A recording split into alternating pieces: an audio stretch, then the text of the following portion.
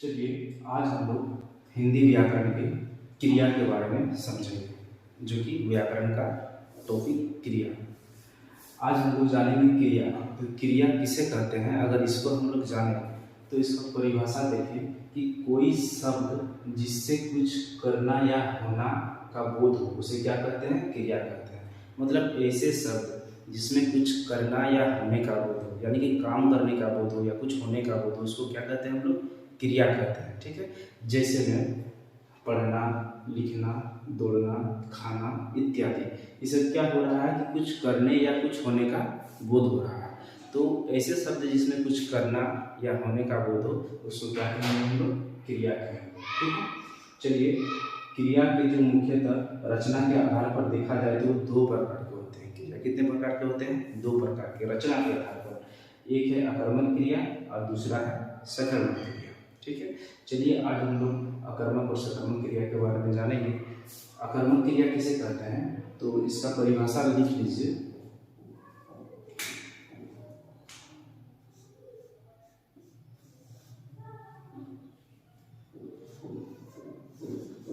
जिस वाक्य में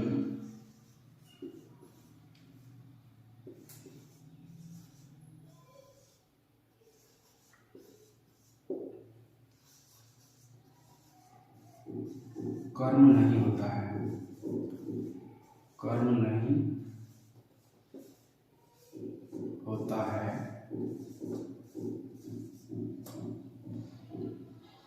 जिस वाक्य में कर्म नहीं होता है तथा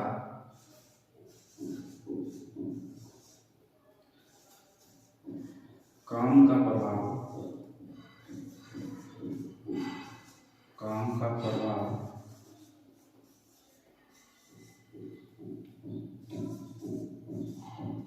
कर्ता पर पड़ता है, कर्ता पर पड़ता है।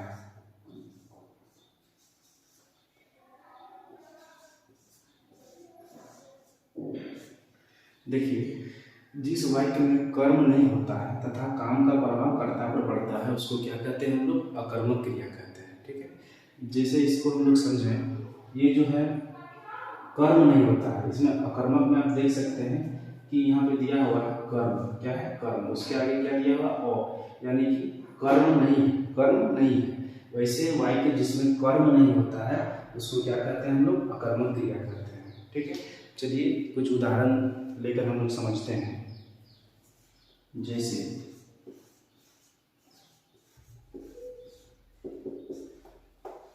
राम दौड़ रहा है, राम दौड़ रहा है। इस वाक्य में देखिए ये दौड़ना या दौड़, ये क्या है, क्रिया है, क्या है, क्रिया है, यानी क्या है, ये काम। और राम दौड़ रहा है, कौन दौड़ रहा है, राम दौड़ रहा है, यानी कि ये दौड़ कौन रहा है, राम, यानी कि ये क्या है, कर्ता है, क्या है, कर्ता। यानी राम दौड़ रहा है, मतलब क्रिया का प्रभाव किसमें हो रहा है, सिर्फ कर्ता पे हो रहा है। किसमें हो रहा है, कर्ता पे हो रहा है।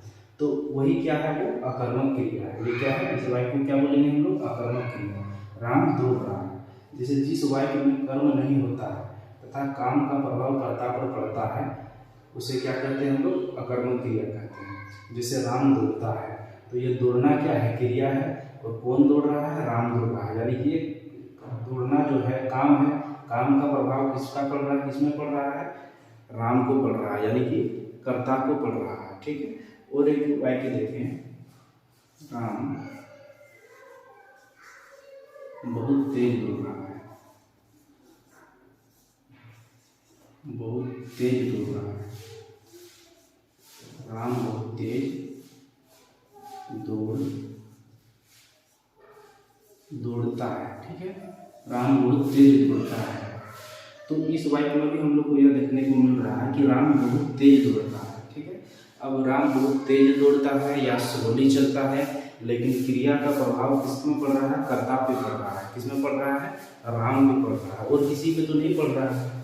तो अकर्मक क्रिया को अगर हम लोग समझेंगे बहुत ही सरल तरीके से, कि जिस वाक्य में सिर्फ कर्ता पर प्रभाव पड़े, मतलब कुछ करने या होने का प्रभाव सिर्फ कर्ता पर पड़े, उसको क्या कहेंगे हम लोग? अकर्मक क्रिया कहेंगे। कौन सी क्रिया कहेंगे? अकर्मक क्रिया कहेंगे। ठीक है, चलिए अब दूसरा जो प्रकार है क्रिया का, सकर्मक क्रिया, उसका परिभाषा जानते हैं।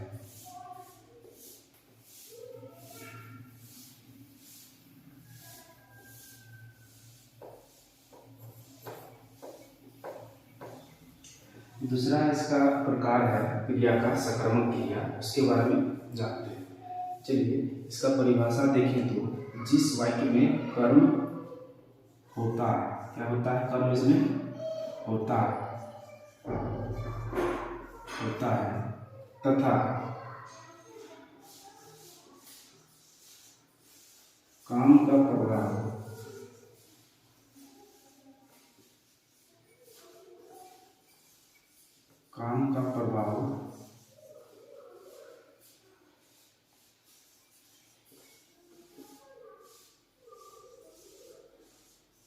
कर्म के अलावा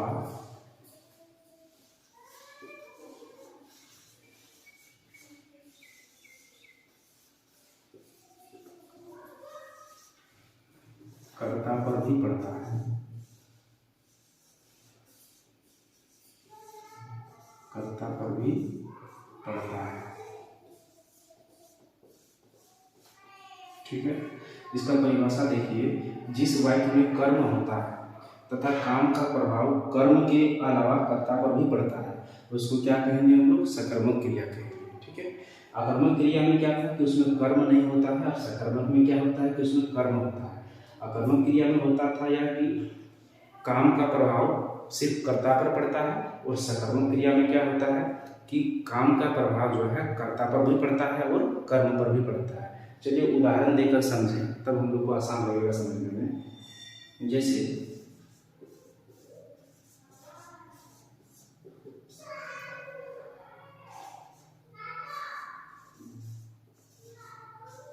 नीलम आम खा रही है।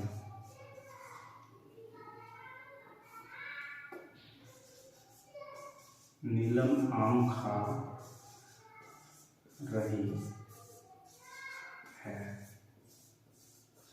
ठीक है, इस वाक्य को देखिए, नीलम आम खा रही है। ठीक है, ये खा रही है, खाना पीना चलना बोलना, ये सब क्या है? काम है, क्रिया है। तो ये क्रिया का प्रभाव किस में हो रहा है? किस पे पड़ रहा है? नीलम पे पड़ रहा है, कर्ता पे पड़ रहा है। ठीक है, लेकिन कर्ता के साथ साथ कर्म पर भी पड़ रहा है, आम पर भी पड़ रहा है ना। जैसे नीलम खा रही है, यानी कि नीलम खा रही है, आम खा रही है। नीलम खा रही है, वो खा रही है यानी क्रिया हो रहा है, नीलम के ऊपर प्रभाव पड़ रहा है। इसके बाद वो आम खा रही है, यानी कि आम के ऊपर भी प्रभाव हो रहा है। वो खा रही है यानी कि आम क्या हो रहा है?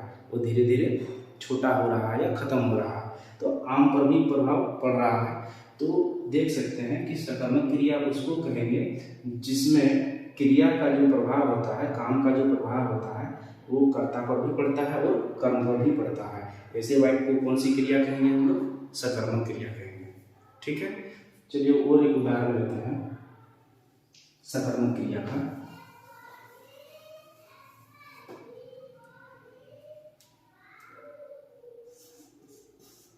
रोहन कलम से लिख रहा है। कलम से लिख रहा है।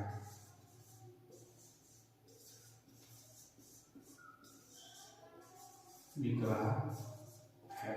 ठीक है, इस वाक्य में भी आप देख सकते हैं कि रोहन क्या कर रहा है? कलम से लिख रहा है। रोहन लिख रहा है, क्रिया हो रहा है, तो इसका प्रभाव किसमें पड़ रहा है? रोहन पर काम का प्रभाव पड़ रहा है। ठीक है, इसका रोहन क्या कर रहा है? कलम से लिख रहा है, यानी कलम पर भी तो प्रभाव हो रहा है ना। जैसे मान लीजिए कलम से लिख रहा है, तो कलम से लिखते लिखते क्या हो रहा है कि उसका इंक क्या हो रहा है? वो खत्म होते जा रहा है, तो कलम पर भी प्रभाव पड़ रहा है, यानी कि कर्म पर भी प्रभाव पड़ रहा है। तो हम लोग यह जान सकते हैं, बहुत ही आसान तरीके से मैंने समझाने का कोशिश किया हूँ सकर्मक क्रिया को, कि सकर्मक क्रिया उसको कहेंगे जिसमें कर्म और कर्ता दोनों हो और दोनों पर क्रिया का प्रभाव पड़े, उसको क्या कहेंगे हम लोग? सकर्मक क्रिया कहेंगे। ठीक है, चलिए और कुछ उदाहरण लेते हैं, कुछ शब्द उदाहरण लेते हैं ऐसे, ताकि और अच्छा से समझ आए हम लोग को।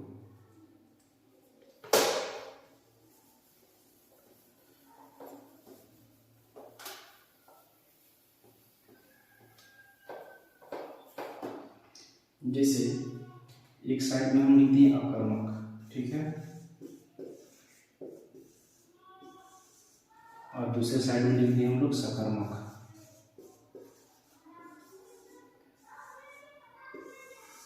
ठीक है, अब देखिए अकर्मक लिखे एक साइड में, दूसरे साइड क्या लिखे हम लोग, सकर्मक लिखे। इस शब्द से तो आप लोग ध्यान दीजिएगा कि हंसना,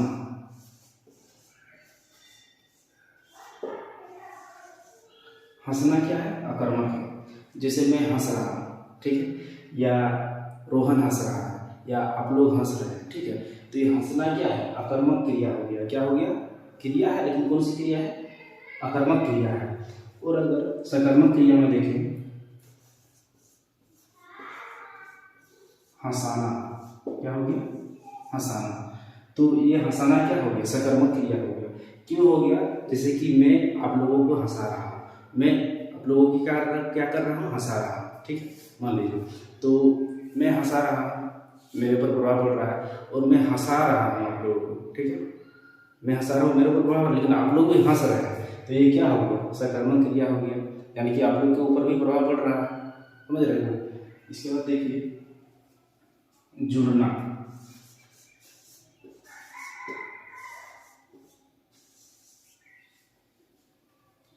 जुड़ना मतलब हम जुड़ रहे हैं, किसी के साथ जुड़ रहे हैं, तो क्या हो गया, अकर्मक हो गया, ठीक है, जोड़ना,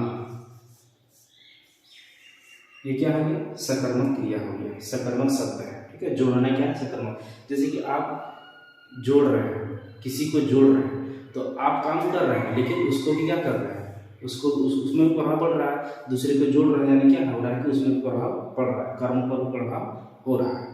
तो हम लोग कह सकते हैं कि अकर्मक और सकर्मक में यही हम लोग अंतर कर सकते हैं कि अकर्मक में क्या होता है कि उसमें कर्म नहीं होता है, और सकर्मक में क्या होता है, उसमें कर्म होता है।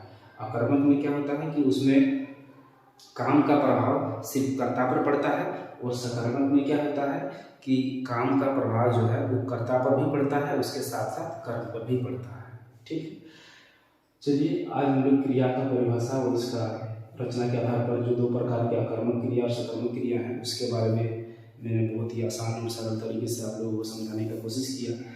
आई होप ये वीडियो आप लोगों को अच्छा लगा होगा, और इस वीडियो अगर आप लोगों को अच्छा लगा है ये वीडियो, तो आप लोग इस वीडियो को शेयर करें, लाइक करें, और निवास स्टडी पॉइंट पर अगर पहली बार आया हुआ है तो इस चैनल को सब्सक्राइब करें, ताकि जितने भी मैं वीडियो बनाऊँ एजुकेशन रिलेटेड वो आप लोगों को समय पे पहुँच सके। धन्यवाद।